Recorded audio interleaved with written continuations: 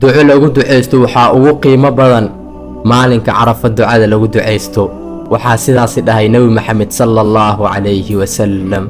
maalinka Carafo waa maalinka ugu badan ee Ilaahay subhanahu wa ta'ala adoomadiisa uu naarta ka xureynayo. Allahu akbar. waxaan ka codsanayaa walaal qaali ducadaani qaaliga ah sida ay ku soo gaartay in aad adigina walaalkaaga muslimka ah aad sii gaarsiiso si oo asigana ugu duceysto. nabiga calayhi salaatu wassalaam wuxuu leeyahay duco waxaa ugu qiimo badan oo ugu fadli badan maalinka Carafa ducada lagu duceysto. maalinka Carafana duco lagu duceysto waxaa ugu qiimo badan laa ilaaha illa allah wahdahu la shariika lah lahul mulku wa lahul hamdu wa huwa ala kulli shay'in qadir. Allahu akbar. ilaahayow waxaan ka baryaynaa inaad nagu darto kuwa aad naarta ka xureynayso maalinkaasi qiimaha badan oo aad jannada u waajib yeelayso.